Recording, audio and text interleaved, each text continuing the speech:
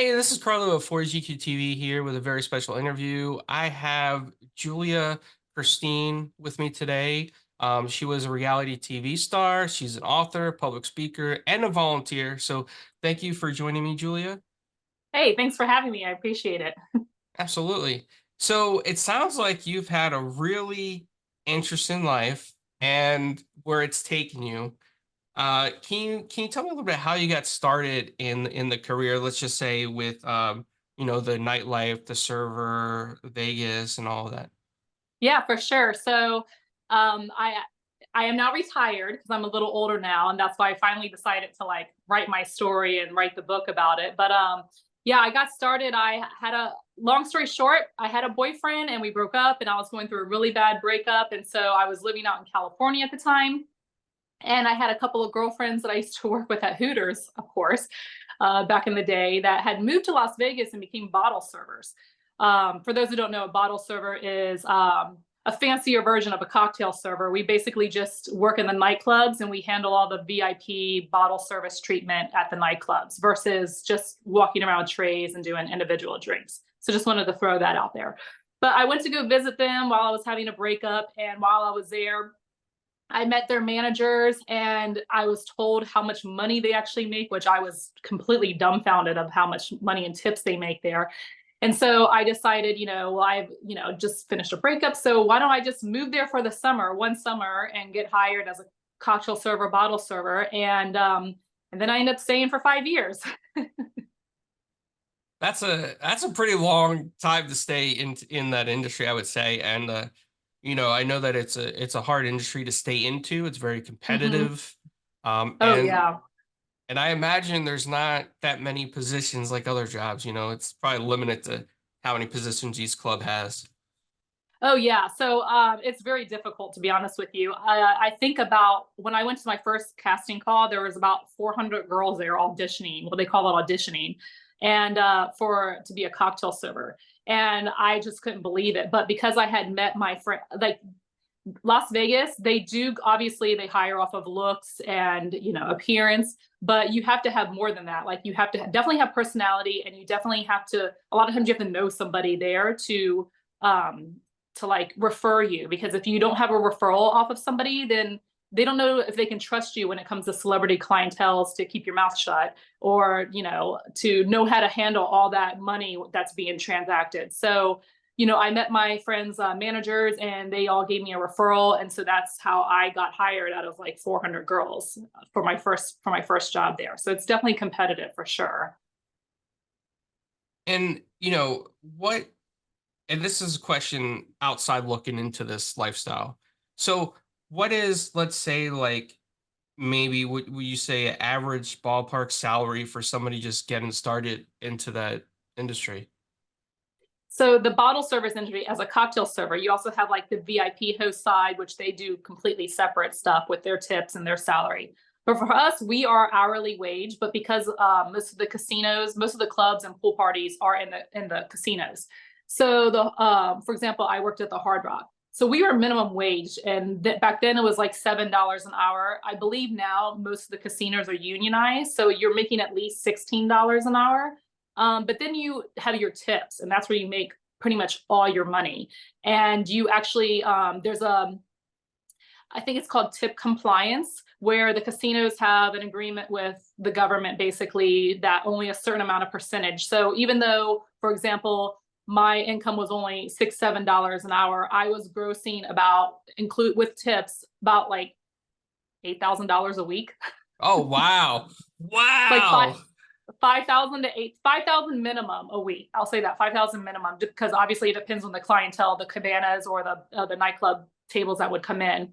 But yeah, I would say 5,000 minimum a week. But then I would still get a paycheck because according to tip compliance with the casinos, it said that I was making like $800 a week. So I was like, well, if they have a deal with the government, then that's then cool, that works for me. It's take home cash, so adios. So that's why so many girls apply for these positions, because it's really that much money. It's pretty wild. So it can be pretty lucrative if you're good at it and you can stay Yeah, competitive in it. if you're a good flirt and you can convince people that are drunk to get even more drunk, then yeah, you can make a lot of money. But I had a trick to that too, so I can tell you if you like, but Um, what what was some of the most challenging aspects of your job? well, it's definitely very glamorous. It's so much fun. You meet a lot of people from all walks of life, celebrities, people from, Midwest. I mean, all types of people. So I would say the downside of it though is you do get sexually harassed on the daily, not just from clients and customers, but from a lot of the managers, to be honest with you, and higher up CEOs, owners of these venues.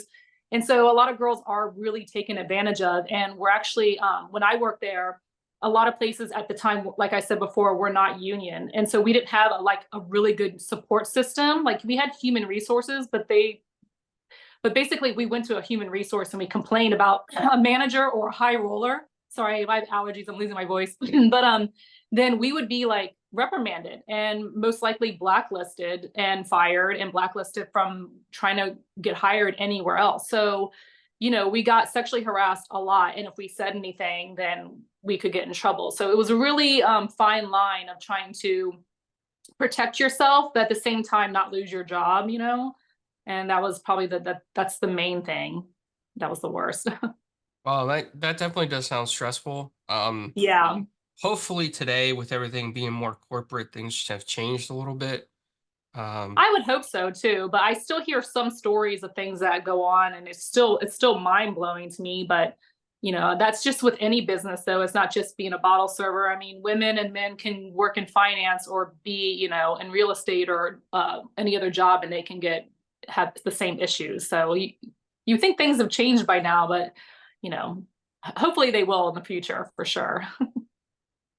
so what was it like dealing with, I guess, maybe like it doesn't always have to be celebrities, I'm sure, but like some really high level VIP clients. I mean, could be investors, could be big gamblers, it could be, I'm sure there's also foreign government officials that end up in the cabanas too. What was it like dealing with all of that? Especially, yeah, I'm curious now, especially with foreign government officials, because I think there's, differences in culture and barriers. Oh yeah. I mean, everybody first off, everybody knows when they come to Vegas, it's not the same as, if you're a foreigner, because I know a lot of places in Europe they don't tip, other countries don't tip. They don't have a tipping industry like we do here. So when people come to Vegas, it's just a known thing that they have to tip and stuff. So we didn't really have any issues when it came to like people like, giving us money and stuff. But when it came to like celebrities, high rollers, foreign officials, we all had to sign non-disclosure agreements. So if we had a big person coming in or a person who wanted to be secretive, it could very well be like they just wanted to be secretive because their wife didn't know they were in Vegas. I mean, it could be anything. So not only just their career, but we would have to sign non-disclosure agreements. And a few of those had lasted several years for me, which is why I had to wait a few years to even write my memoir, because I don't want to be sued for the names that I've stated in my book. Although I did change a lot of names for privacy and stuff, but we had the non-disclosure agreements was a big thing in Vegas, and I believe it still is to this day too. I imagine it probably is. There's a lot of money Oh, that for goes in sure. in and out of Vegas and a lot of people there. So you did all that, and then they started filming a reality TV show. Hmm. And what was that like for you to be part of that project or even just get captured on film for that? We were one of the first after the whole MTV, you know, reality shows. I think they were the first, but we came right after the Kardashians. This was several years ago, and so we were actually already all of us were already hired by the Hard Rock. And then I remember one of our team meetings, beginning of the season, they said our CEO came in and said, "Hey, we actually decided to do it. They call it docu series back then, docu series." And we don't want to, have a casting call again for, people who just want to be on a reality show. We actually want to use our cocktail servers, bartenders, and other staff.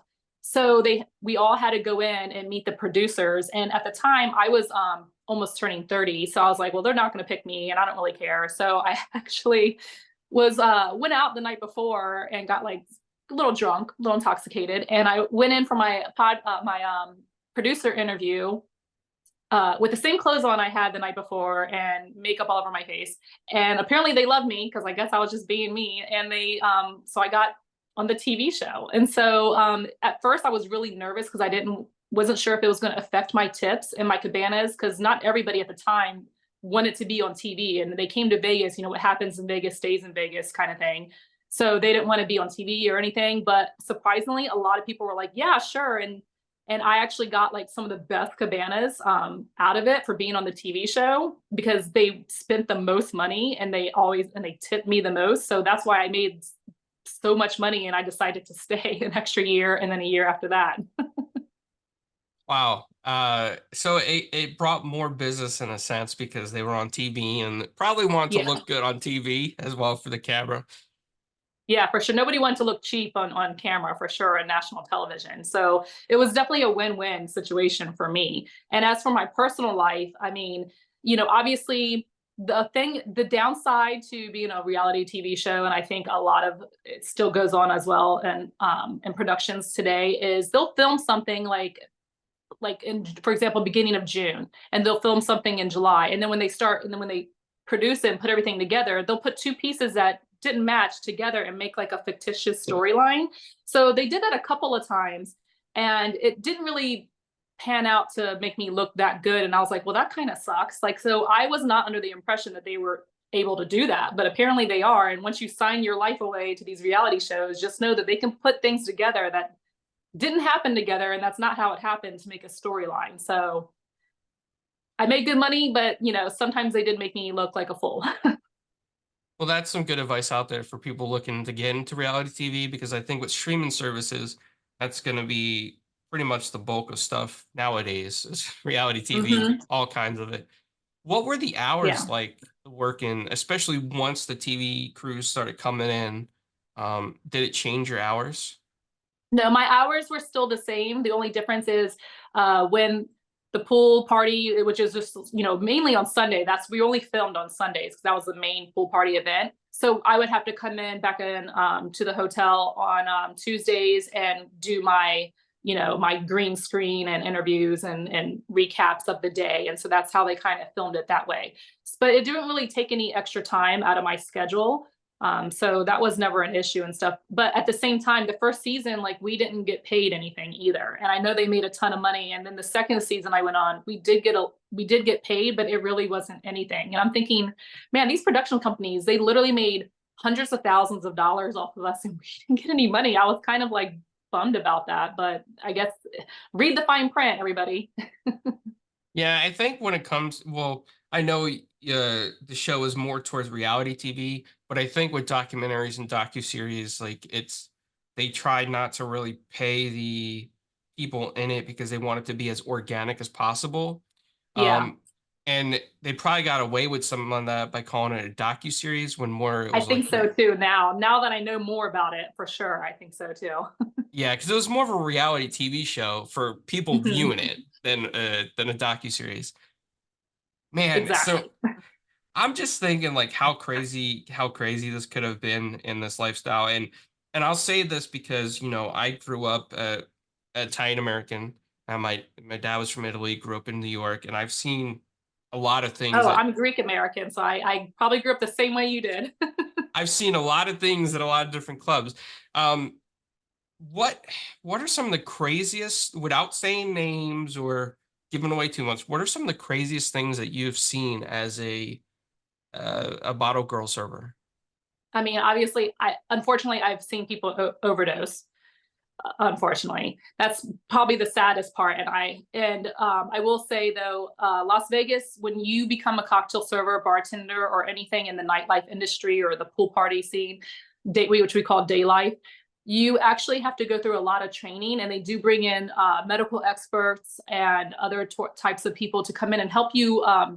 Not like you're a professional, but they do train you to watch out and know what to look for if someone looks like they're going to overdose, or if they're overheating, or if they're having some sort of medical condition. So I will say, people think we're just bottle servers or bartenders, but we do have a little bit more training. We train to do CPR, we're trained to do that stuff just to, any kind of emergency situation to be prepared for.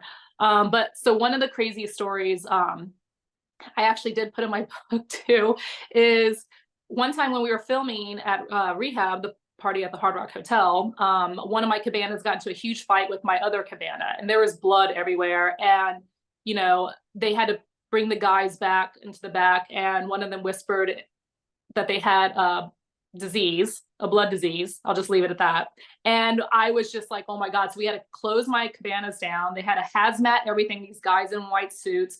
And the whole time I'm thinking, oh my God, there's blood and everything in the water. And they couldn't close the pool because there's like thousands of people swimming all around it. And I'm just like, oh my God. So, that was actually not aired on TV because they couldn't air it. I was just like blown away that happened. But at the end of the day, besides that story, at the end of the day, we would find like tourniquets, we would find used certain items that are used and stuff all floating in the pool. So there's a lot of like debauchery that goes on that I saw. And I needed to go to church too, for sure, after that. I imagine there's a lot of pressure on the girls in the industry too when they're dealing with high level clients that feel like maybe they can get away with things, or maybe they feel like they're above certain laws. So when it Oh, comes that to happens all the time. Yes. Hmm. let's just say in general, like people that get arrogant or something with a bottle girl, do you guys have like a security team that you can go to that can help out and escort some of the clients out? Yeah, for sure. I mean, especially in the nightclubs, we all carry like these flashlights with us. So if we have any issues, we hold the flashlight in the air. There's security everywhere, and we just press it a couple of times. There's like a code for it, and we'll have security right over. I mean, most of the times, girls are able to handle situations on their own, because once you call security, unfortunately, that can affect your tip, and they can stiff you. And I'm not saying don't protect yourself by any means. Protect yourself at all means, but at the same time you have to have a certain like personality to understand where the fine line is and kind of push people away or kind of calm them down in a certain manner, and if they get too aggressive or whatever, or if they get too touchy feely. But at the same time, we do have security there, and we just flash our light. They come over in a heartbeat, and they completely handle the situation. And if there's no security at the time, we have present, if they're doing something else, we always have our butlers, a butler with the cocktail server, like her shadow, all the time. And those guys are, they get pretty protective over us too. So luckily that there are ways of everybody having our back. And regardless if the person's a celebrity or a high roller, for the most part, they do have our back when it comes to that. That's awesome. I mean, that's good to hear Yeah. because there's a lot of young girls in that industry that definitely need to be protected when it comes to this. Oh Um, yeah, for sure. You have to have a strong sense of self for sure to work in this industry. That's yeah. Now, I know there's probably some dark sides to the industry too. Like, there's probably a lot of pressure to stay a certain fit. There's probably a lot of pressure to, um, and hopefully not. But have you ever seen situations where, um, girls in the industry like had a downward spiral and needed to get help? Yeah, I have, unfortunately. We're hired as model cocktail servers. So if anybody's ever noticed, why not just a cocktail server or bottle server? We're hired as models. That way management can, at their discretion, tell you what to do with your body, how to look, how to dress, how to, whenever in the presence of representing the company, cut your hair, dye your hair. They can tell you to get plastic surgery. And, it does take a toll on a lot of the girls. I mean, you have these most beautiful women who apply to work here, and they get hired, and you have management just really cutting them down. I'm not saying all of it, but this happens so many times. And the managers will really cut them down to make them feel less of themselves, where they have to start taking diet pills or cocaine, or, if I'm allowed to even say that, they do after that start getting involved in those things. You do a drug test though when you first get hired, and it takes a hair sample, goes back 3 months. So when you're hired free of everything basically. But when you start, that's a different story. And you just have to have a really good self-worth, self-value, and acceptance of yourself, and have a strong sense of self. So that way you can tell your managers, or you can just be like, whatever, or kind of just brush it off. But it does happen a lot. I have seen girls. I've had a friend of mine, unfortunately, she would she got hired and she got really caught up into the whole scene. And she, waiting on celebrities. And she was just really, every time after work, she would go with them to after parties and have like this great time with them. And she ended up like overdosing one night and passing away. Oh, So, yeah. And so it does take a toll. I feel like living in Las Vegas, it's a great city to live in, but you can tell who's really going to make it or not after the first month. yeah. I think those are important stories to tell too, because there's a lot of people that probably want to try to get in this industry, and I think Hmm. that they need to know about the dangers. There, of course, is success in the industry, but they also need to be prepared and be aware of like the dangers and um, I that the term I'm looking for is I don't want to say I wouldn't say predators, but I want to say I was going to say people, predators, but yeah. but people that really slam people's self-esteems down and Yeah. create situations where people are just not confident, so they end up in other things. Yeah, they end Um, up in actual rehab, not rehab the pool party. They end up in actual rehab, or they have very low self-esteem where they start losing a ton of weight, or getting in situations where, it could be life-threatening. And it's really unfortunate. was there anything that you did to stay above all that? Like, what are some tips that you would give to other people to stay above all that?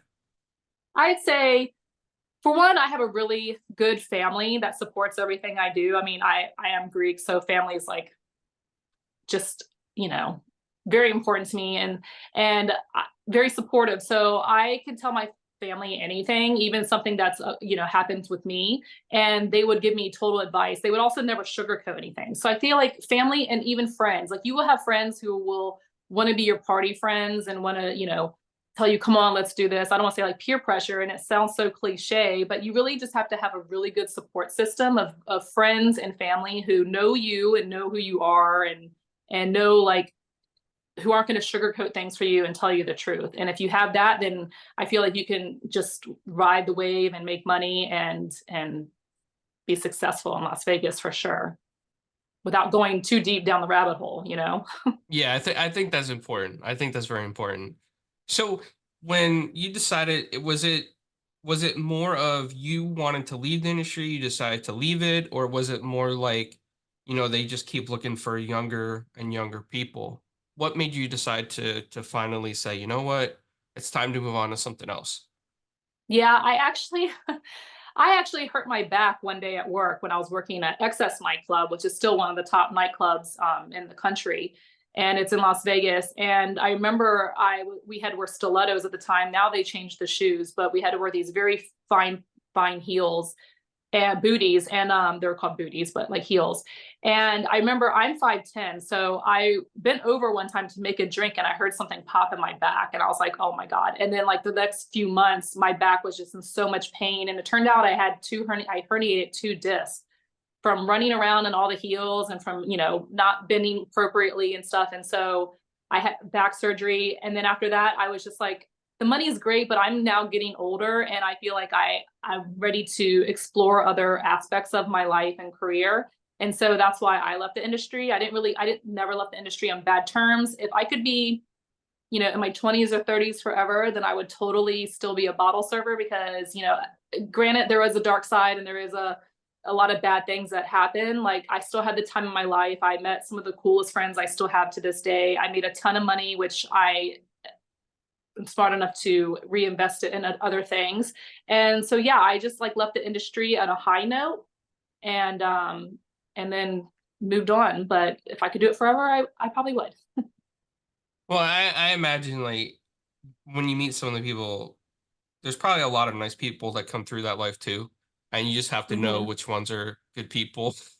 Yeah. So I guess that kind of friendship can last a long time, and probably get good advice from it, to be Yeah. honest. I mean, you have friends there. You have women there who are going through the same thing that you are.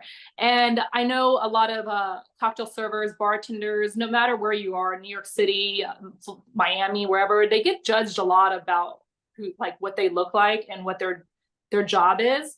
Because a lot of times we do have to wear like some sort of lingerie or bikinis at our jobs, and so we do get stigmatized and a lot of people judge us, but without actually knowing us as human beings and that we're real people and that this isn't us, this is just our job. So I just wanted to, say that like the girls who I became friends with, they understood, and a lot of us shared the same experiences. And so that's why we really related to each other and are still friends with to this day. That's awesome. So It's cool. you went on to now write a book, and you're Hmm. kind of like talking about your life, your experiences, and um, can you tell us a little bit about the book? About the book? Yep. Yeah, so it's my first memoir. It's called Just the Tip, Memoir of a Las Vegas Bottle Server. And I just wanted to tell my story, and hopefully it can relate to a lot of other people in the industry, not just the bottle service industry in Las Vegas, but any of the hospitality industry. I'm sure there's tons of stories in my book that everybody can relate to. And I'm actually surprised no one's actually written a book about this before. But there are dark sides, there are good sides, and I just had to wait for a lot of the non-disclosure agreements to go through, go away, and then I can now finally write my memoir. I kept a journal the whole time I was there, so I just felt like now's the time to do it. And this is just my first book, and I'm just gonna keep writing. Now, do you plan on to keep writing about like your career, your choices, the industry, or are you going to move, towards a whole bunch of different topics as well and just try to take on and learn different things? As of now, I just really want to focus on the hospitality industry, because not only do I have 5 years experience of doing it in Las Vegas, I also worked in New York City. One of the nightclubs I worked in Las Vegas, Tao Group, when I transferred and did a career change and moved to New York City after Las Vegas, I did work at Tao Group in Las Vegas and in New York City as well. So I do have experience working in the nightlife industry in New York, and I just really want to just be like an expert voice on hospitality on that side, because most people hear, especially in universities, whatever they hear, oh, the management side and how to run a business or how to become an expert in hospitality, from universities on that end, but nobody ever hears from the actual bartenders and from the actual cocktail servers on their end. So I really just want to be the voice of that, and so I still want to write more books about it, and I have a blog I'm starting, and then maybe eventually I want to be a fiction writer, but that's in the future. Wow. So now I have a I have a lot question. going on. You do, but now I have a question. Is there a difference in the clientele, let's say in New York City versus Vegas, like a different mindset, or is it just pretty much the same thing, just a different area? Yeah, it's pretty much the same thing. I would say New York, though, is more local based. A lot of rich people from New York will go to the nightclubs, and people who live in New York City, versus Vegas, where it's all 90% is tourist. So that's the only difference, but it's all pretty much the same thing. Okay. Yeah, And there's you no al- difference. and you also spend some time volunteering as well, and I think that's Hmm. great that you kind of give back in a sense. So can you tell us a little bit about your volunteer work? Yeah, I majored in English journalism. I went to college at Old Dominion University in Virginia, and this is way before my years of being a bottle server. And I never really used anything. I never really got into a career based off of my degree. So I actually wanted to, when I was making a lot of money in Vegas, instead of purchasing like expensive purses or jewelry like a lot of girls do, which is totally fine, I decided I wanted to give back a little bit and utilize my money and my hard-earned tips and volunteer abroad. So I started working with an organization, and I submitted my credentials to them, volunteer program, and they accepted me. And I just went to Tanzania, was my first trip, and I went there for a little over a month.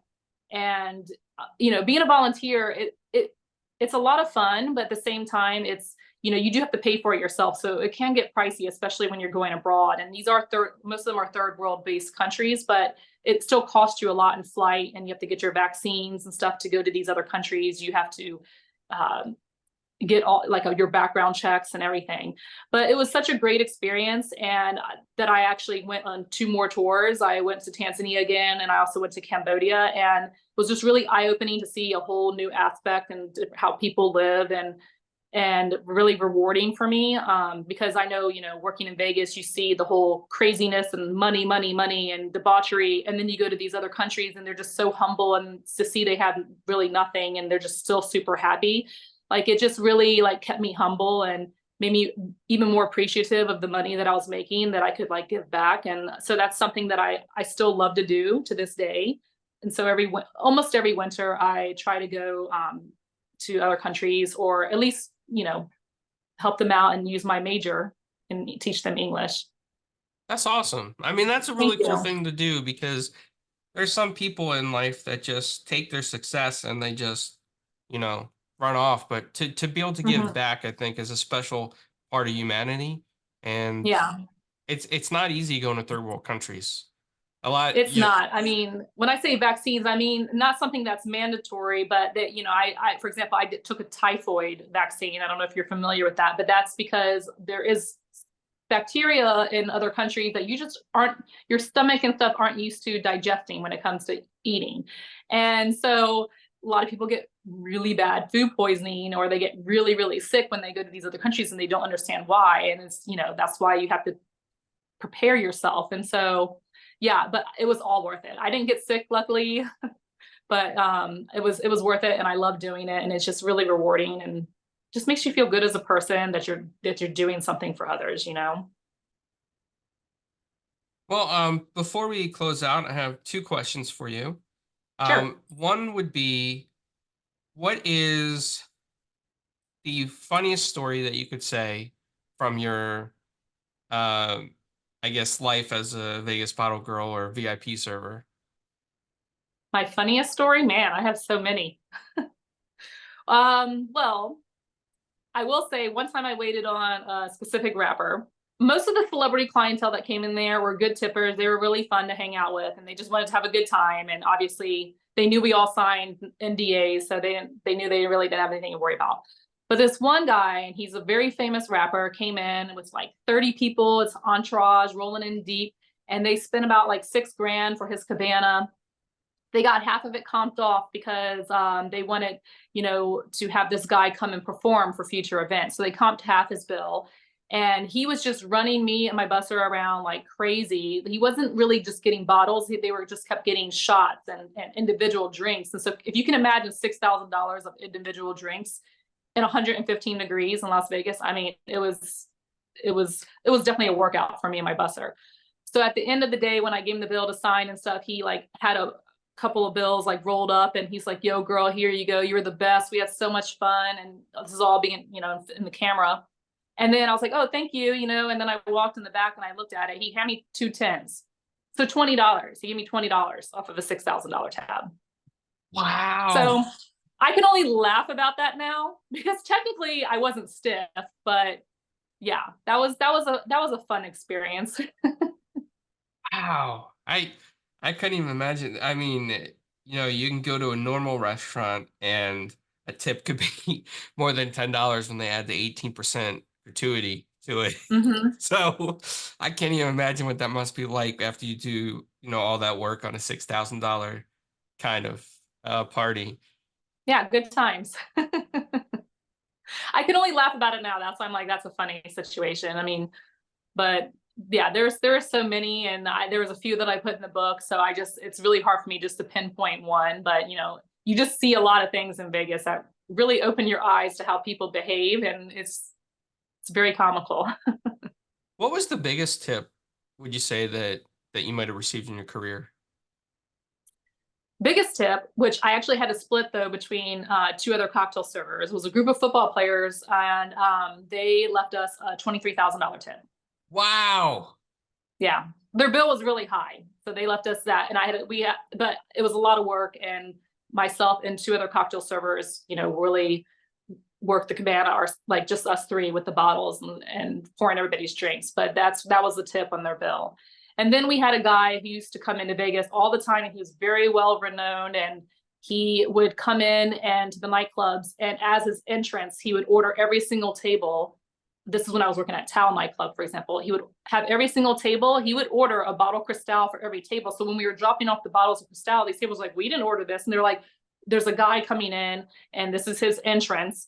And so that alone with each bottle at the table was about, his bill automatically started at 100 grand.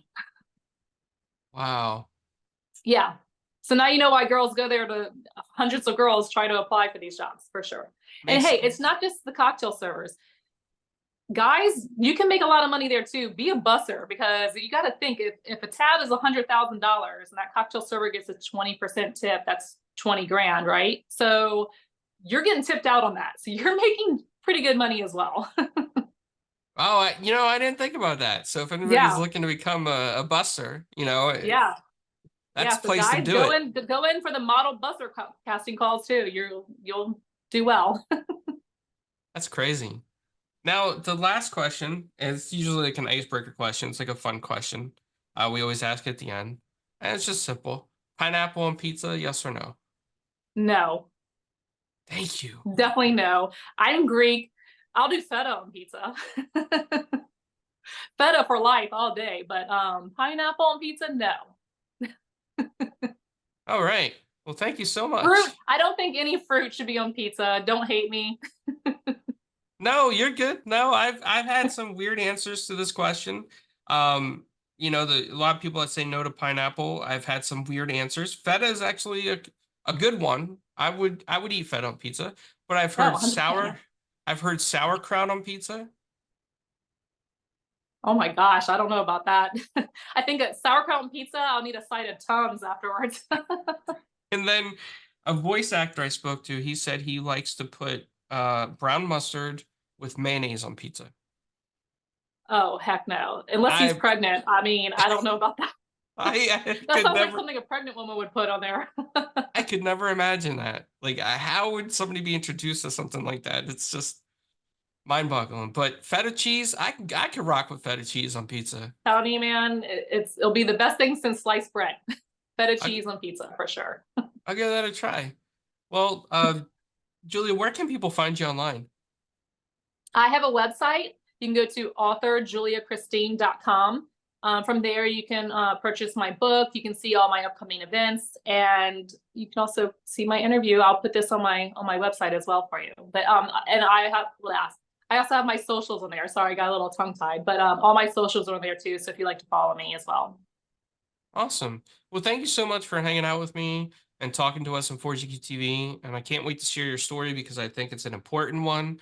And I hope people take inspiration, they take knowledge, and they learn from your experiences so they know how to handle that lifestyle if they choose to go into it. Yeah, and hey, be prepared if you read the book. There are some stories in there I'm, that might change your mind about Vegas. I'm gonna have to read it. Well, thank you so much and Thank enjoy you the for rest of your having day. me. You Absolutely. too.